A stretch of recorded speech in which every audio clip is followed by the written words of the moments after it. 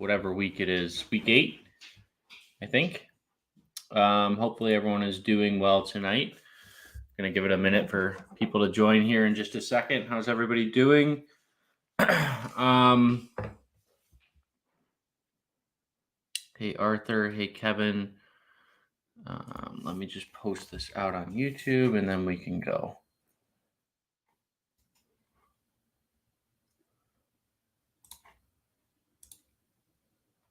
All right.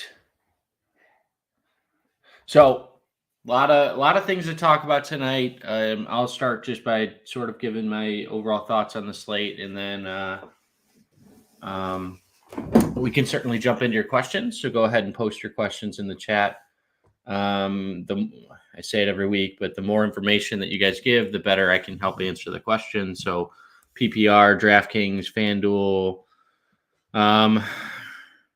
If you're starting two people and there's another option, I would include them. You guys know the drill by now. We've been doing this for a year and a half, 2.5 years, I think. Maybe longer. I don't know. So overall thoughts on the slate on the week. I think from a DFS perspective, it's a little bit of a weird week. We're without a lot of big offenses, so you're gonna see some teams that are popular, particularly in like the Miami Dolphins situation, and you need to assess as a fantasy DFS player whether or not you buy into that or not. I think that there's a couple good spots. Miami is worrisome in particular because is Detroit's offense going to score enough for Miami to keep throwing? That's the biggest question I have. They have 6 points in their last 2 games total. I like this Arizona-Minnesota game. I love the Las Vegas-New Orleans game. I think that the Pittsburgh-Philadelphia game could be a little sneaky just because we saw even in a 38-3 loss from Pittsburgh, they threw the ball 52 times and Kenny Pickett had 320 yards or something. So I do like George Pickens there. And then the Giants in Seattle are a game that I think theoretically could be a shootout as well. So a lot of weird sort of team matchups where it's bad offense against bad defense, and we'll have to see how that goes. But 2 things off the rip. Sam Ehlinger starting for the Colts. Malik Willis starting for the Titans. I am more confident in Indianapolis' situation just because I'm worried that Tennessee would have made the change already if Malik Willis is going to be their starting quarterback going forward. I'm worried how ready he is. Could they just run the ball heavily with Derrick Henry? Certainly a possibility.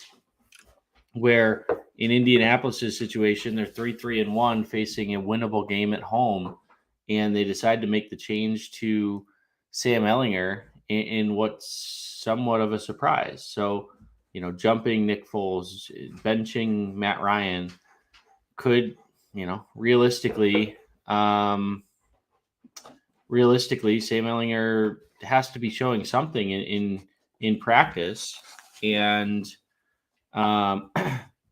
he may have the full playbook at his disposal.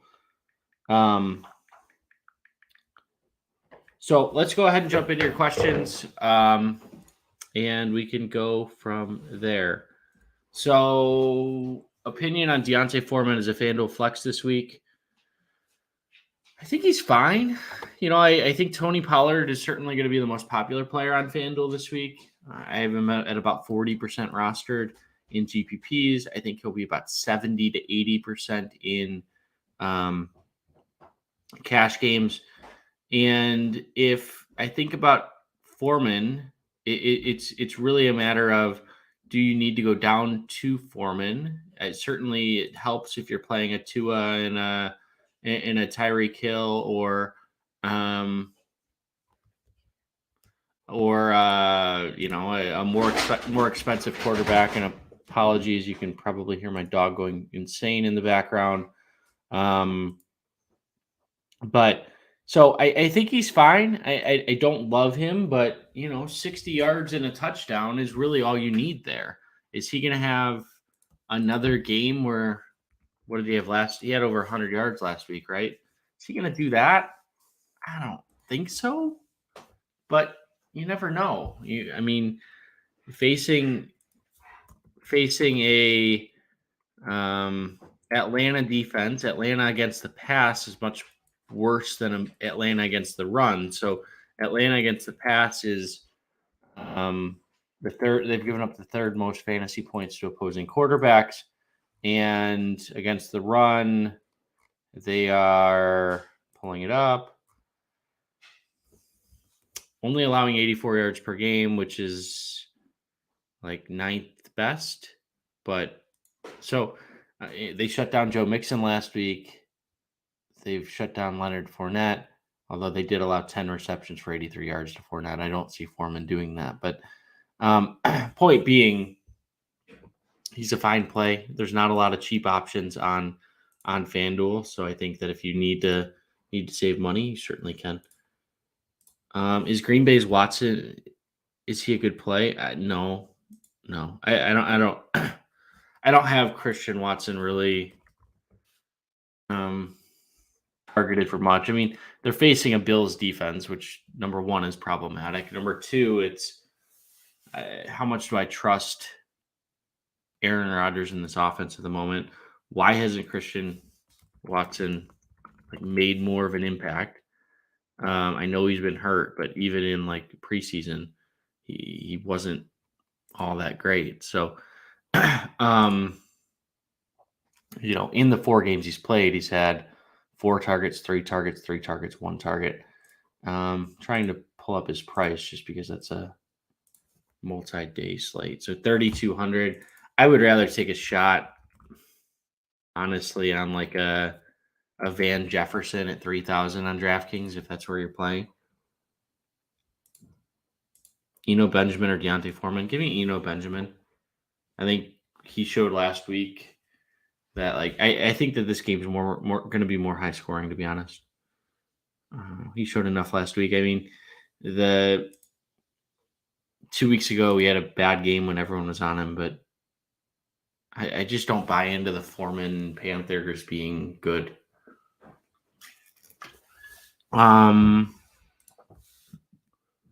Pitts. Is Garrett Wilson a good play for DK Cash? Yeah, we talked about him on the Power Grid this week. I think John Lee, who is our other analyst on that show, along with me, he liked him a lot.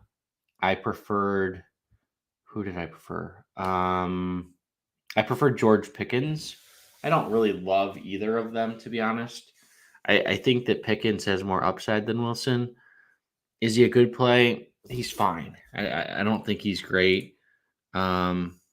If you need to, I hate going back to Van Jefferson, but if you can make a considerable upgrade in your lineup, I would look at Van Jefferson at 3,000. You could look at, I'm trying to see who else is on this slate that's down there. There's not much, so you're either going to Wilson. Wilson's sort of like the last stop sign before a cliff. At 4,200. He's projected high, but a lot of those projection models have, truthfully have some of the Joe Flacco work in there. I might prefer Marquise Goodwin in Seattle based off of what he did last week. So he's fine. I just don't particularly love him. Okay, 10 minutes in. So if you guys can give this a thumbs up, same spiel as we always do. It does help get visibility, help get people here, help the questions, and help the show ultimately. So if you guys could do that, that would be great. If you're not a subscriber of Footballguys YouTube, if you could do that as well, it's free. We give daily videos, sometimes multi-day or multi-videos in a day. I don't know. It's late. I can't even talk right now. Who's the best PPR flex between Najee, Brian Robinson, Cooks, Kirk, and Zay Jones? Probably Cooks. Yeah, I mean, as long as Cooks doesn't get traded, it's either Cooks or Kirk. And I'm looking up my projections, but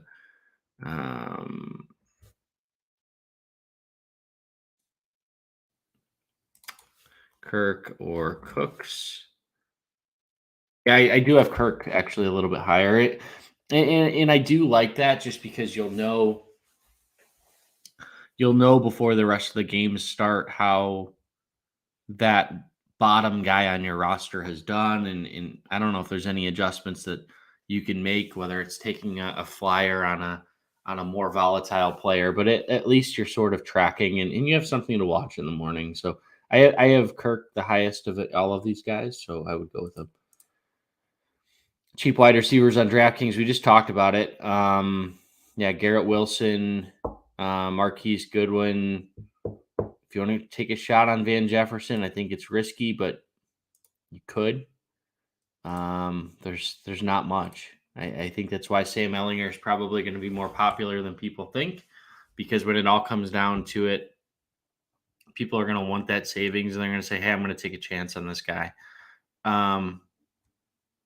But it's sort of Wan'Dale Robinson, George Pickens at 47. Then it goes to Goodwin at 44. And then it goes down to Wilson at 42. And then there's nothing until Van Jefferson at 3K. And that's why this week is pretty difficult. So I feel for you. I'm in the same boat. Give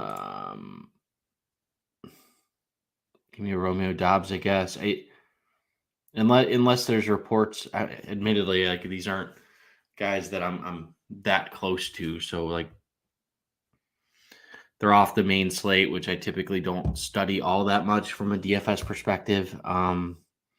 So give me Romeo Dobbs, I guess. I just don't believe Christian Watson. The buzz has been pretty bad all year. Benjamin or Deontay Foreman. I think I already answered that. Benjamin, would I trade Dalvin Cook for Swift? I struggle with the trade questions, guys. I don't know the roster. I don't know the setup. There's so much to it. If you need, it's really hard to do. If you're going to email me, knotts@footballguys.com, and give me a roster and give me the league settings, I can probably look better at it, but doing it on here is hard. Are you still on Justin Fields? I don't know that I was ever on Justin Fields. Let me clarify that, John. I said he's a deep play that not a lot of people are going to play. I would play.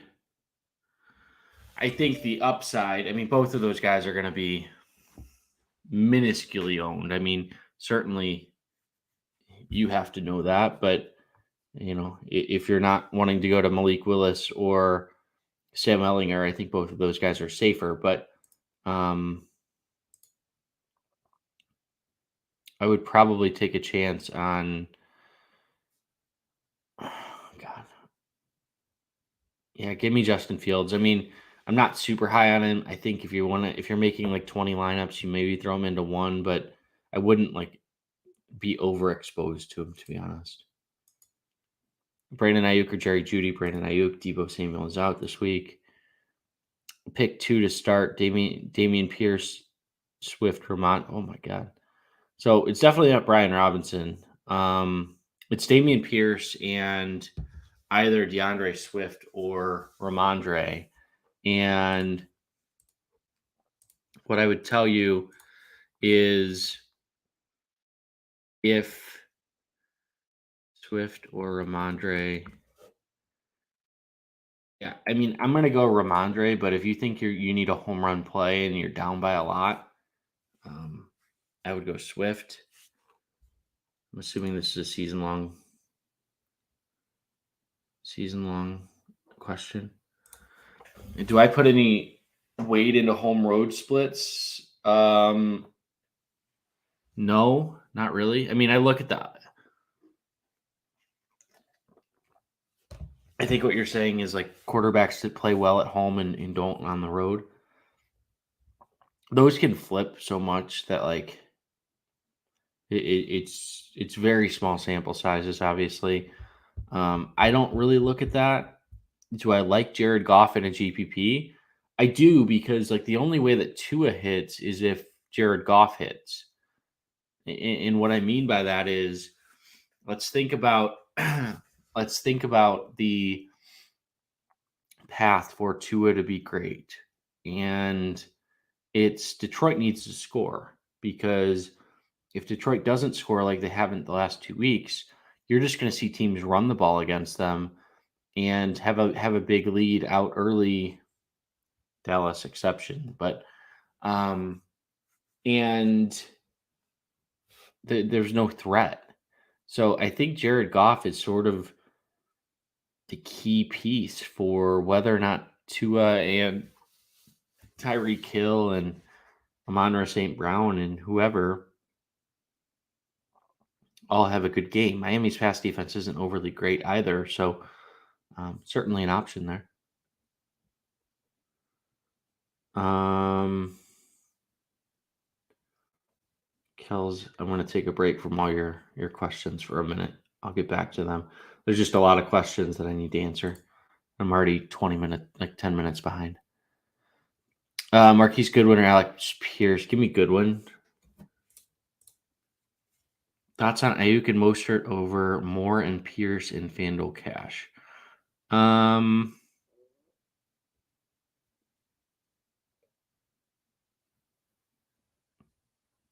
Yeah, John, it's a good question. My thinking is Raheem Mostert is a little too volatile for cash. Is that a right assumption or is it a bad assumption? I don't know. Maybe it's a bias that I have based off of Miami running backs and Chase Edmonds still being there, and I'm already afraid of that game because I'm already fearing that I'm going to be facing a lot of Tyreek Hill and Tua. And Ayuk is tough because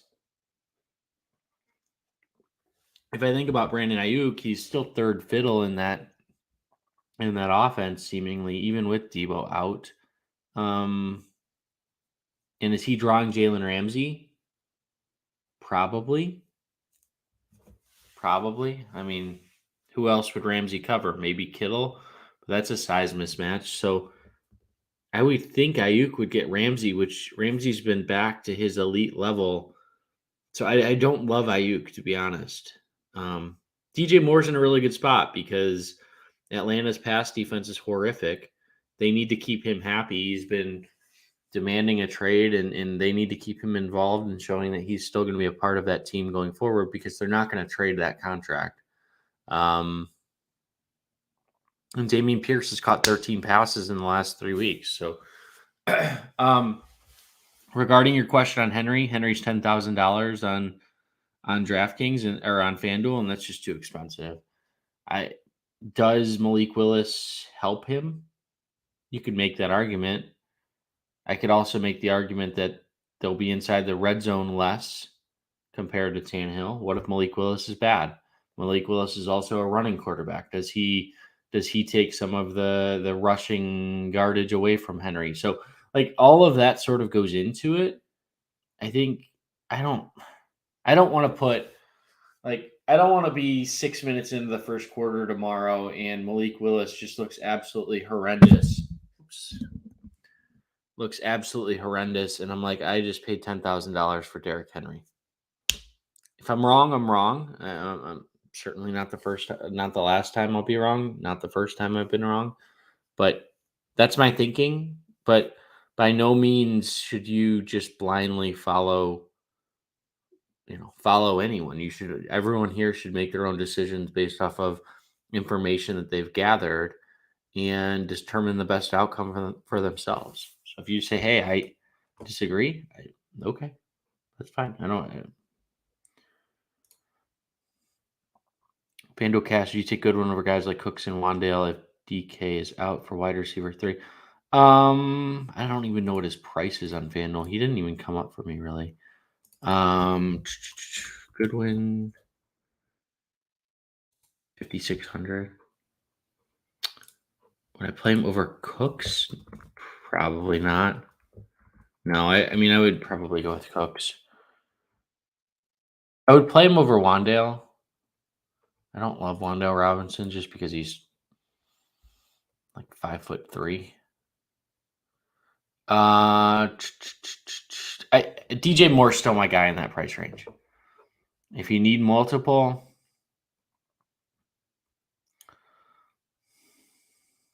Cooks is fine.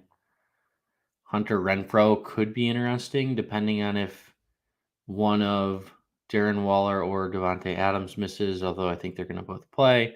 George Pickens at 5,500 is not awful.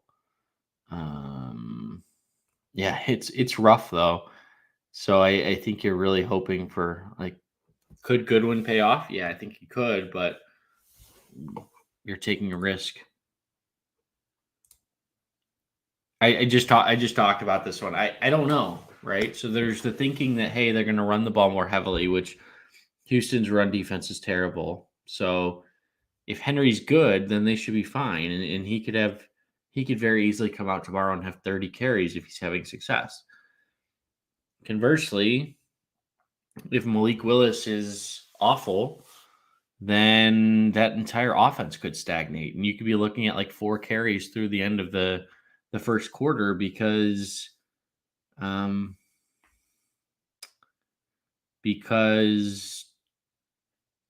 they've had like 3 and outs. So I'm not gonna. I always try to be real, like with everyone here. I'm not gonna proclaim that like, hey, Henry is absolutely the chalk play. You have to start him. Blah blah blah. There's people that are doing that. There's people that say you should absolutely not play him. People love to take the boldest takes. It's just not how I operate.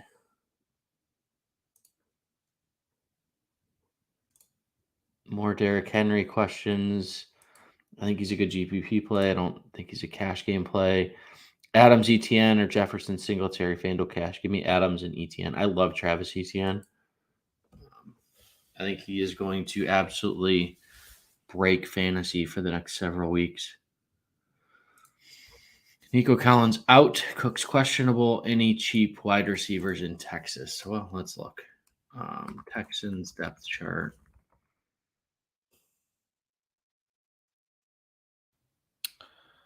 I mean, they have like Chris Moore, Philip Dorsett, or Tyron Johnson. No. Maybe it's more Dameon Pierce getting looks. It's rough. Like Tyron Johnson, has he done any? No, he hasn't caught a pass this year. He's never caught a pass in 3 years that he's been in the NFL. Chris Moore has done a little bit, but he's more of a deep threat. But he's 29 and never has more than 250 yards in a season. So no, I mean, if Cooks were to be out, maybe, but I think he's going to play. Thoughts on going Irv Smith and cash, Arizona? You got to be careful on the tight end thing. Like, let me just look at tight ends in stats against tight ends. They allowed 3 touchdowns last week, which I'm assuming is what you're referring to. It depends on the site. So tight ends are hard because like one long pass could theoretically. I know they struggled against Kelsey, they struggled against Goddard, but Irv Smith isn't in that category. They allowed 3 touchdowns last week. They've allowed 6 on the year. 1 to Darren Waller, 1 to Travis Kelsey. I'll give them a pass on that. And then last week they just got torched, 3 touchdowns. Does that make me like? It's interesting. 3,500 on DraftKings. It has to be DraftKings because I don't think Irv Smith is that great of a price on FanDuel, but I think I'd rather have Dalton Schultz or Pat Freiermuth, or Irv Smith just doesn't do anything for me. Like, he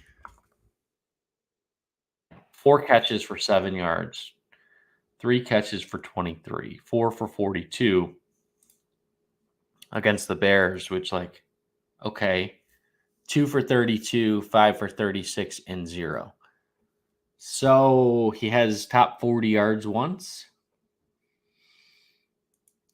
The price should be lower. The price 100, not 3,500.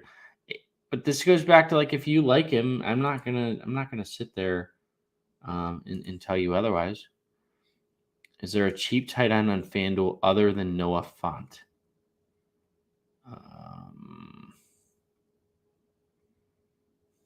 Jordan Akins?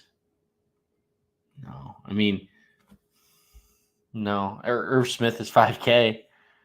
Dalton Schultz is 5,100. That's as low as I would go. I like Dalton Schultz this week. I wouldn't go down to the Noah Fant, Will Dissly area. Just wouldn't do it.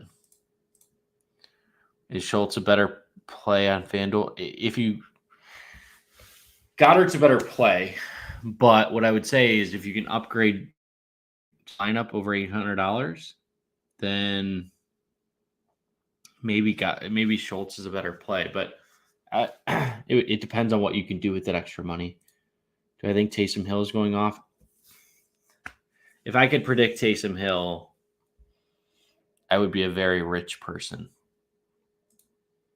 I normally just never consider Taysom Hill, and when it goes off, it just typically bites me. But yeah,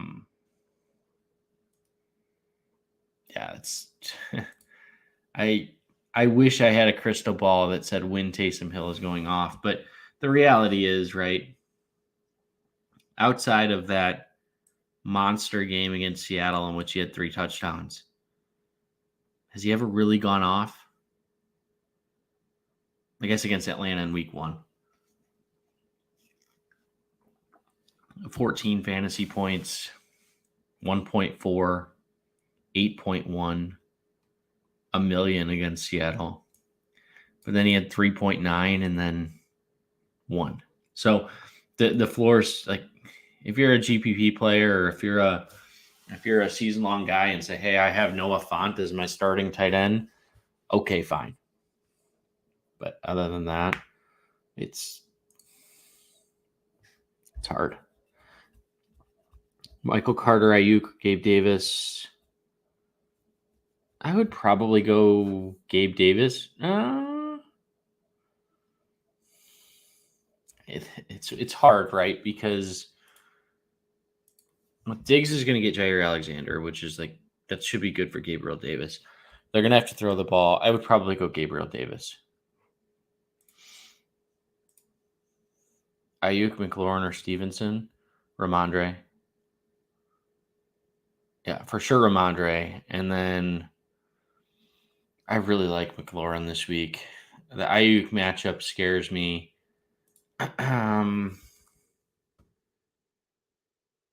Look, Ayuk, see how close I have them. Yeah, I have them close enough that I would go McLaurin. I think Ayuk could get shut out. He could go over 100, but I think McLaurin is safer. CMC or Cup. Yeah. Cup. I don't know that it is impossible to play both. I have a lineup. It depends on the site, I guess. But if you go to Sam Ellinger, like, a lot of things are possible. It's just a matter of if you're comfortable doing that or not. Miles Sanders, Aaron Jones, or Singletary? That's a good question. Probably not Singletary. So Aaron Jones or who was the other guy? Miles Sanders. Yeah, give me Miles Sanders. Like, that way, they should be in a better spot for a blowout, running the ball, better offense. Yeah. If it is PPR though, so that I just saw your next comment. That could change things. Give me 1 second. Jones or God, my brain is just not working today. Jones or Sanders? Yeah, because it's PPR, and I think the Packers are going to be behind for most of the game, which takes AJ Dillon out of the game script more so than it does Aaron Jones. And Aaron Jones looked fine last week catching the ball. Let's go Aaron Jones. Barkley or Henry? I like Saquon Barkley this week. I really do. Derrick Henry, I just talked a little bit about earlier in the show, but I'm just a little worried. I don't know why. Maybe it's all nonsense, and it certainly could be, but I'm just worried. What if they can't move the ball? Thoughts on a Colts tight end? No. I mean,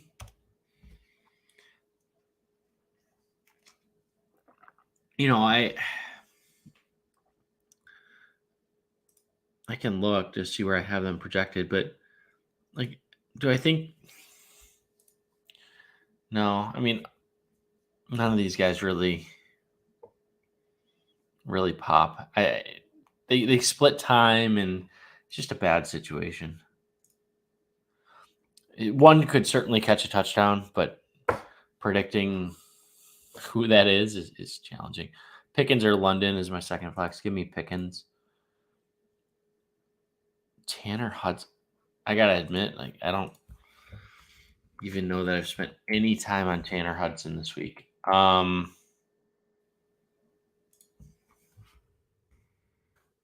don't even have him projected.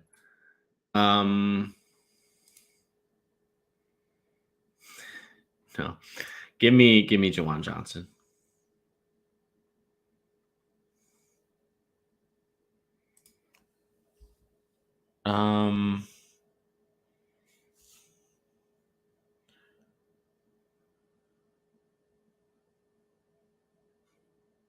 Yeah, it's probably pretty bad.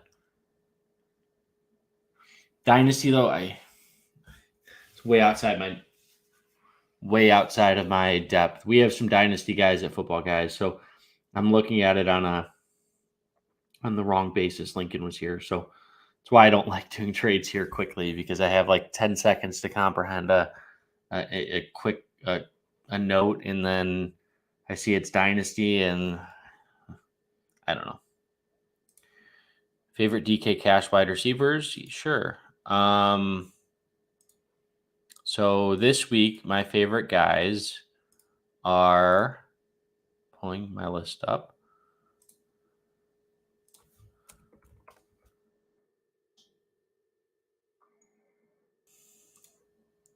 Come on. Computer is being slow. All right. Favorite guys at the wide receiver position this week for cash are Chris Olave, DJ Moore. I do like Jalen Waddle.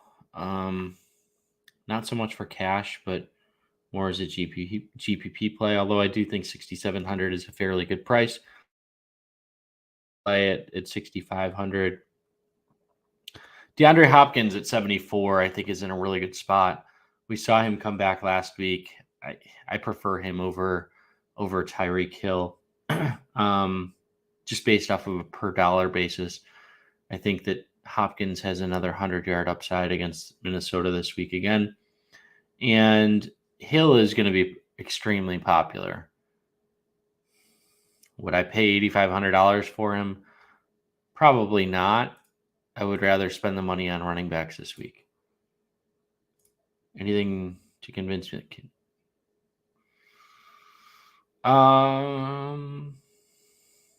Well, if you believe he's the Kittle from 2 years ago, I would agree with you. He certainly looked that way the last 2 weeks, with 9 targets and 10 targets respectively. but Christian McCaffrey also played 22% of the snaps last week. So let's say a scenario where Christian McCaffrey plays 80 to 90% of the snaps. I doubt that because he's only been with the team for 10 days, but let's just say it happens. What if Christian McCaffrey catches 6 passes? Well, that's all of Debo's work.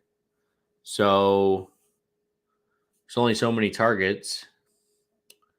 And so there's roadblocks.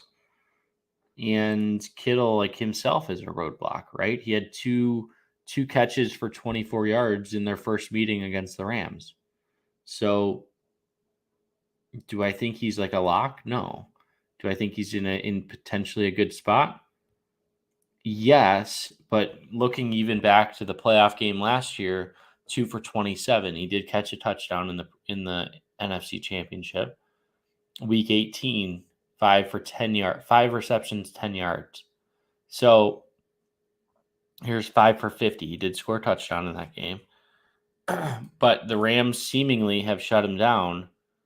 2020, he did have a big game against the Rams at 109 yards and a touchdown. So history says like the Rams know how to defend him. These two teams know each other more than just about any team in the NFC. So there's plenty of roadblocks there. They're not, Dan. I updated them at like 9 in the morning. For those just listening, percent roster projections are not reflecting the Tannehill news just yet. I think that what will happen is Ellinger will go down. In fact, I know he will go down. And Malik Willis will be about 6 to 8%, somewhere in that range. I need to double check it and double check a couple sources and see what other people are projecting him for points to come up with my percent roster prediction. But yeah, it'll be up tonight and ready to go for the morning. FanDuel cash quarterback like Daniel Jones, is weather a big concern? I wouldn't play Daniel Jones in cash this week. I don't know the weather of that game, but he's not on my cash list. FanDuel cash, if you want to play a quarterback, I would look at a couple guys. I would look at Sam Ellinger. I would look at Jalen Hurts. I would look at Geno Smith. Or I would look at Tua Tagovailoa.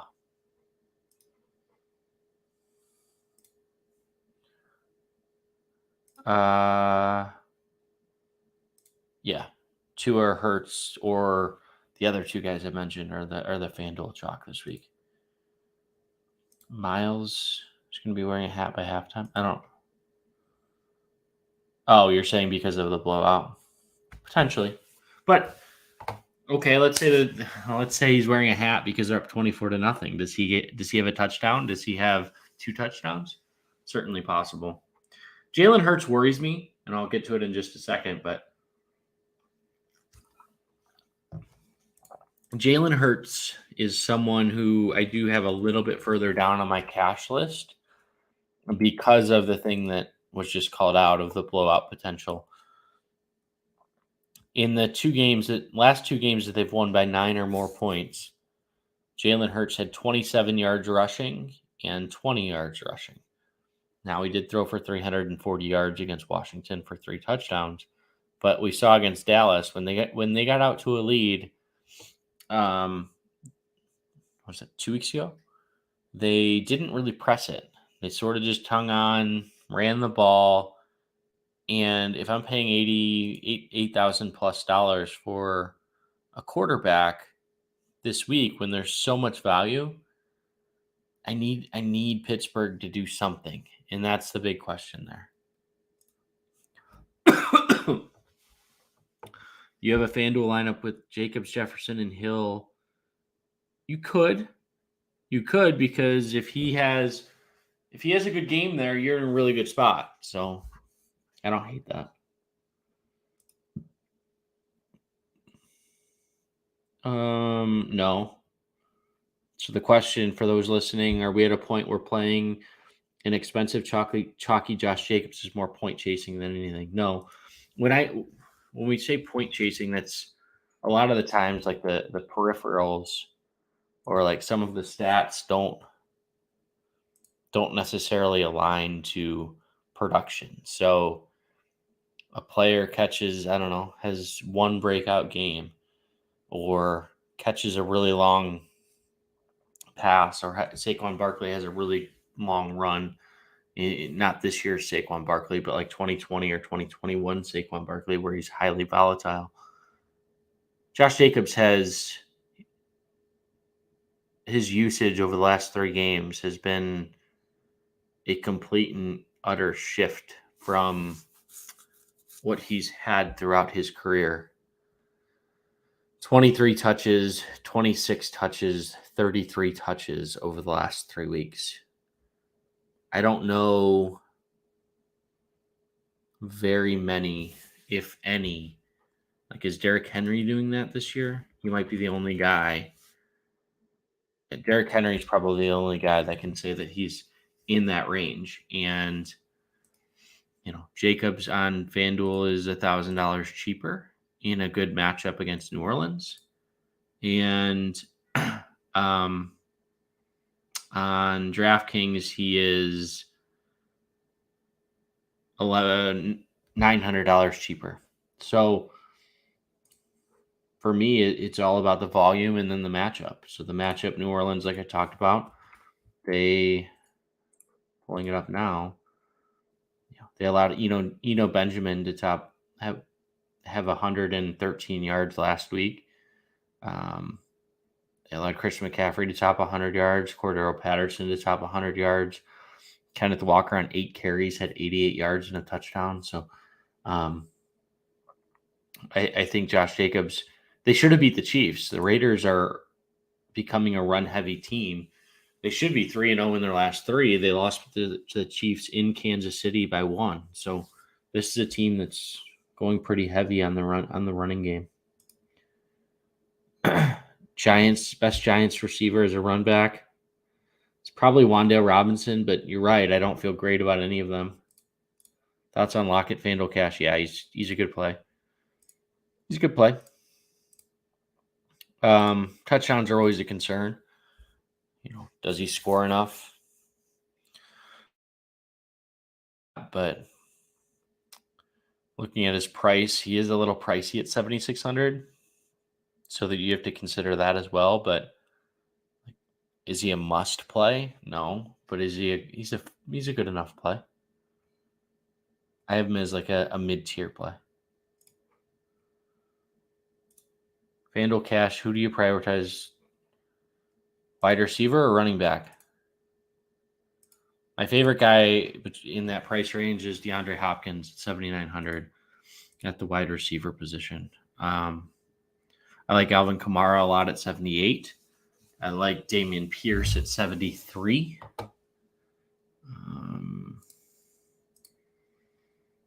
Trying to see if there's another receiver in that range that I really like. Jalen Waddle's okay, but I'm sort of either going up or down at the wide receiver position. I don't love the mid-range this week.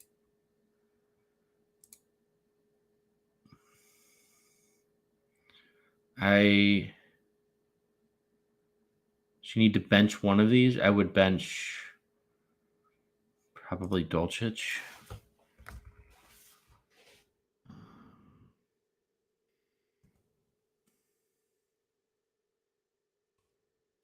Trying to check.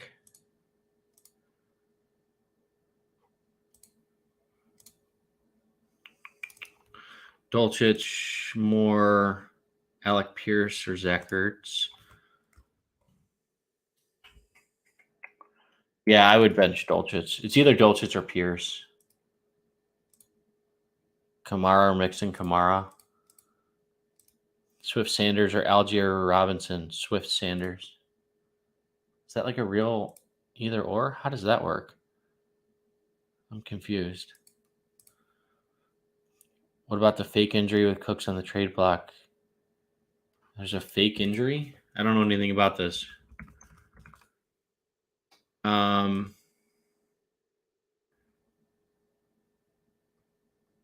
Yeah, I don't see why. I mean, if he misses because of an injury, wouldn't teams be afraid to trade for him? So I don't know if that makes a lot of sense. Yeah, I'll answer Malik Willis really quickly. High risk. I don't know how much they're going to ask him to do. Ideally, they're going to run the ball heavily. Does he run the ball if they fall behind? I mean, your best case scenario is Tennessee falls behind. And if you think that's possible, then he has upside, right? So Tennessee falls behind 10-0. They throw their game plan completely out the window. They can't just run the ball with Derrick Henry. They have to open up the offense for Malik Willis. If they're up 10-0, guess what? Malik Willis isn't going to be given a lot of opportunity. This isn't a Sam Ehlinger type situation where Ehlinger is going to be the starter for the rest of the season. Everything that I've read, Tannehill is going to be the starter when he returns. So, favorite play on DraftKings is, I don't know, Sam Ehlinger, $4,000. Probably. I mean, I like Josh Jacobs a lot. Damian Pierce, I like.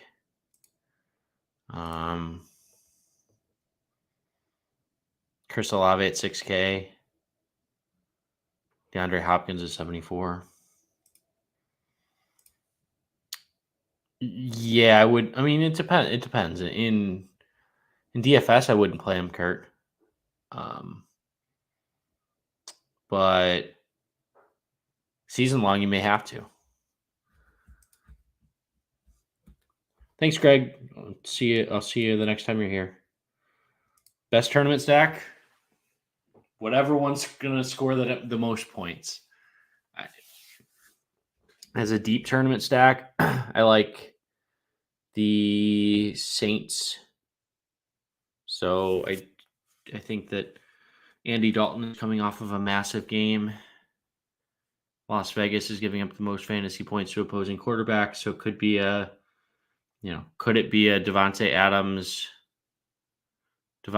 Andy Dalton, Chris Olave stack? Could it be a Kirk Cousins, DeAndre Hopkins, Justin Jefferson stack? Although that's going to be kind of hard to fit everybody in. And then you could stack Seattle. No, I was going to say you could stack Seattle, but you could with Geno, Tyler Lockett, and then Saquon. Thoughts on Jonathan Taylor? No one's going to play him. So if he does anything, if he has a big game, you certainly will be ahead of the curve there. How do I feel about Willis or Dalton? I've answered it a couple times, but Dalton, I like it a lot this week. I think he's in a good spot. Las Vegas struggles against the pass. Willis, I wishy-washy on. It's going to entirely be based on game script, which, if I can predict game script, might as well just bet the game, being in a state that's legal. So I don't really try to get into, hey, if this has a positive game script. In a GPP, I think he's going to be too popular because a lot of people are going to see 5K. They're going to see a mobile quarterback. And they're going to get excited about that. So do I think it's the best play? No, but until he takes the field and if he runs for 100 yards tomorrow, then I'm going to look like an idiot. But I've looked like an idiot plenty of times this year. Gotten a lot of things right and I've had a good year, but certainly when you're behind a microphone or you're typing 20,000 words per week, you're gonna make mistakes. Pollard in good spot, but projected roster percentage is so high. Yeah, I'm not someone who builds 20 lineup. I'll build 10 to 15 lineups, all by hand. So for me, I play him. I think it depends on your tolerance, right? So if you're okay with losing a lot on him struggling, or on him going off, then you could fade him. From a bank perspective, I like to fade the players that are not in these types of spots, but are in like the Tyreek Hill types of spots where they're like 25 to 30% rostered and they're not that great of a price. They're just in a good matchup. These things are volatile. That, I'd rather fade Kenneth Walker, who's going to be like 20%. So it's sort of how I would approach it rather than like, hey, this guy is just mispriced. For me, a mispriced guy should be in your roster. He's going to get 15 to 20 touches. More times than not, he's going to have a good game. It doesn't kill you if he has a bad game because he's going to be so highly rostered. You can make up for that. If he goes off and you don't have him, it's good riddance. I mean, it's a complete wipeout. Now, if you play for that, hey, my bankroll is I have good bankroll management. I don't be the first to admit that. If you have good bankroll management and you say, hey, I'm comfortable losing everything this week if he goes off, but on the off chance that he struggles, I'm in a really, really good spot, then yeah, you could fade him. But I typically try to not do that.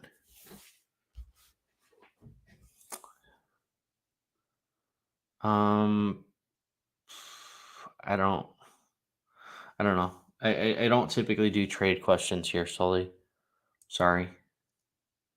It's just too hard to know the league. Flex Juwan Johnson or Latavius Murray.